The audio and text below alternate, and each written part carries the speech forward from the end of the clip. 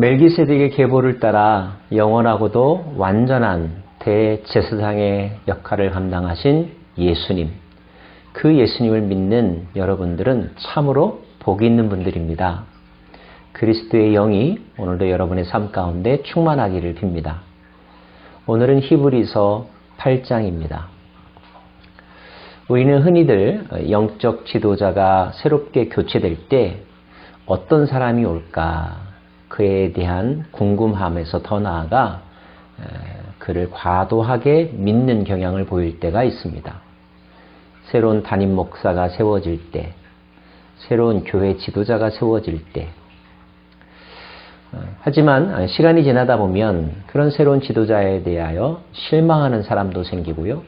또 어떤 사람은 그 지도자를 맹목적으로 따르고 믿고 순종하는 사람들이 있습니다. 어떤 것이 보다 성경적인 모습일까요? 적어도 히브리서는 이 땅에 보이는 건물이나 이 땅에 세워진 어떤 사람, 그가 영적인 지도자라 할지라도 말입니다. 이 땅 가운데 존재하는 여러 가지 법률과 규정들이 결코 완전할 수 없다는 것을 강조합니다.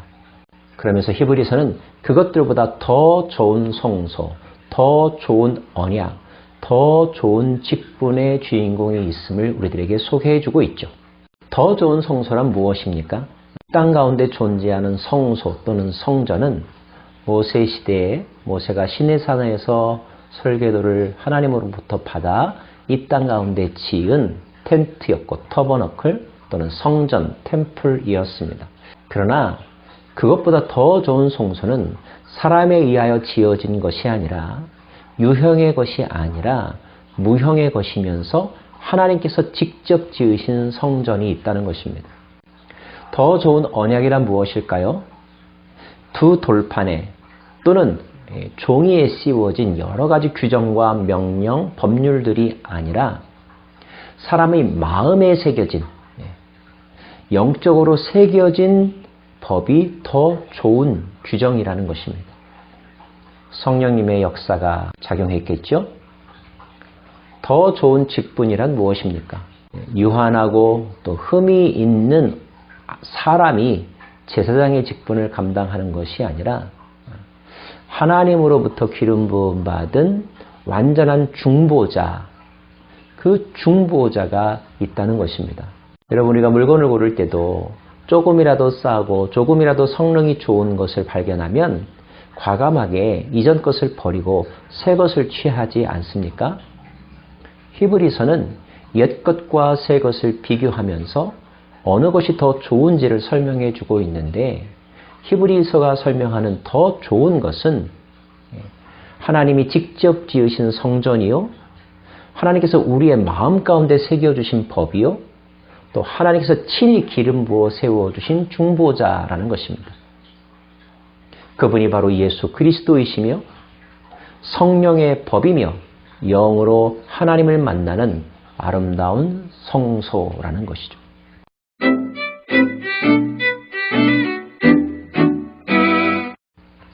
물론 이 땅에 존재하는 것도 나름대로의 가치가 있을 수는 있습니다. 하지만 히브리서 말씀이 소개하는 것처럼 그들이 섬기는 것은 하늘에 있는 것의 모형과 그림자일 뿐이라 유용하기는 하나 완전하지 않다는 것입니다. 자, 그렇다면 우리의 관심과 에너지의 방향을 어디에 두어야 되겠습니까? 이 땅에 있는 유한하고 물질적인 것, 형식적인 것, 불완전한 것에 계속 우리의 마음을 쏟고 거기에 시간과 에너지를 투자하시겠습니까? 아니면 영으로 볼 수 있는 것, 완전한 것, 그리고 더 아름다운 그것에 우리의 관심과 소망을 두시겠습니까? 더 좋은 것에 소망을 둔다면 그것은 덜 좋은 것에 대한 우리의 의존감과 관심을 내려놓고 포기한다는 것을 의미합니다. 즉 다시 말하면 보이는 건물을 의지하지 말아라. 보이는 사람을 의지하지 말아라. 그리고 형식적인 규정과 규율, 그것을 지키는 것 또는 그것을 지킴으로 구원 얻을 수 있다라고 하는 생각에 빠져들지 말아라. 그런 것들에게서 마음을 돌려 완전하고 신령하고 그리고 영원한 것에 너의 마음과 생각을 두라. 현대교회의 가장 큰 문제점은 무엇입니까? 말로는 아니라고 하면서도 알게 모르게 우리는 건물의 화려함과 웅장함과 편의성에 우리의 신앙생활을 맡긴다는 거죠.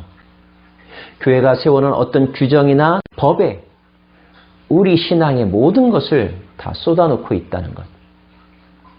교회에서 내놓으라 하는 또는 신령하다고 일컬어지는 어떤 특정한 사람들에게 우리 인생의 미래와 신앙의 미래까지 다 맡기고 맹목적으로 따라가고 있다는 것.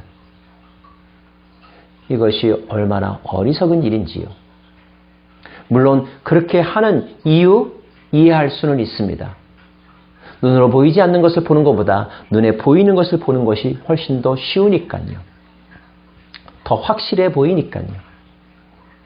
눈으로가 아니라 마음으로 버리면 더 깨끗해야 되고 더 집중해야 되고 더 성령에 민감해야 하는데 그것이 어떤 경우에는 매우 어렵기 때문에 그래서 우리는 조금 더 편안한 방법으로 우리의 믿음 그리고 믿음에 대한 확신 또 구원에 대한 확인을 받으려고 하는 그런 속성들이 있습니다. 그런데 여러분 그렇게 신앙생활 하다 보면 우리는 건물에 매이게 되고 조문에 매이게 되고 사람에 매이게 된다는 거죠. 형식주의와 샤머니즘과 제도와 종교의식에 매이게 된다는 것입니다. 예수님은 그런 것들을 깨뜨리기 위하여 이 땅에 오셨습니다.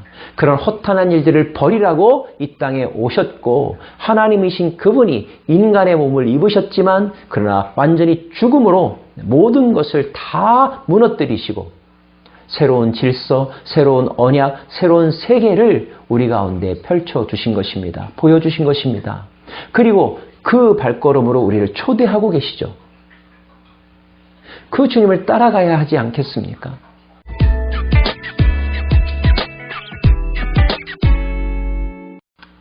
오늘 귀한 말씀이 여기에 있습니다. 또 주께서 이르시되 그날 후에 내가 이스라엘 집과 맺을 언약은 이것이니 내 법을 그들의 생각에 두고 그들의 마음에 이것을 기록하리라. 나는 그들에게 하나님이 되고 그들은 내게 백성이 되리라. 이 사실을 우리의 마음 가운데 새겨주시겠다는 것입니다. 이것이 바로 새 언약입니다. 예수 그리스도 안에서 맺어진 새 언약, 그의 피로 보증된 새 언약. 우리는 하나님의 백성이 되고 그분은 우리의 하나님이 되는 것. 그 어떤 것으로도 지워질 수 없는 영원한 새 언약, 이 언약이 세워졌습니다. 이 언약을 여러분 믿으십니까? 여기에 여러분의 시간과 에너지를 쏟으십시오. 여러분의 감정과 믿음을 바로 이 언약에 두십시오. 이제 눈에 보이는 어떤 것이 여러분의 마음을 휘젓지 못하도록 마음을 단돌이 하십시오. 속아 넘어가지 마십시오. 다시 허탄한 신화에 빠져들지 마십시오. 성령님과 말씀이 우리들에게 가르쳐주고 보여주는 예수님을 바라보십시오. 그 예수님을 통하여 보여지는 하나님의 나라를 바라보십시오. 잘 보이지 않는다고요? 그렇다면 마음을 더욱더 청결하게 하십시오. 날마다 십자가 앞에서 죽으십시오. 그리스도의 영을 구하십시오. 성령이 내 눈을 열어달라고 구하십시오. 답답하다고 해서 아무에게나 찾아가 기도받으며 그 기도의 메시지에 울기도 하고 웃기도 하는 일, 이 일을 멈추실 수 있기를 바랍니다. 누군가가 떠먹여주는 해석된 말씀으로 여러분의 신앙생활을 다 맡기지 마십시오. 여러분이 직접 말씀을 읽으십시오. You read. 직접 말씀을 읽으시고 묵상하시고 성령님의 도우심을 구하시고 성령님의 음성을 들으십시오. 그래서 여러분의 마음 가운데 예수님의 나라와 하나님의 나라가 조금씩 세워져 가는 것을 경험하십시오. 삶의 변화와 그 열매를 누리십시오. 우리가 정말로 두려워해야 될 것은 그리고 우리가 끝까지 따라가야 할 것은 우리의 영혼을 죽이지도 살리지도 못하는 허탄한 것들이 아닙니다. 온 세상을 다스리시고 우리의 죽음 너머에 있는 우리의 영적인 세계까지도 다스리시는 하나님과 그분의 아들 예수 그리스도와 성령님을 믿고 따라가는 것입니다. 진정한 종교개혁은 사람이 아니라 제도가 아니라 건물이 아니라 말씀과 성령님과 예수 그리스도와 하나님에게 집중하는 것입니다. 그 길을 끝까지 걸어가는 저와 여러분 되기를 간절히 바랍니다. 기도하겠습니다. 하나님, 더 좋은, 더 아름다운, 더 온전한 바로 그분을 따라 끝까지 이 여정을 마치는 저희들 되게 하여 주옵소서. 예수님 이름으로 기도합니다. 아멘.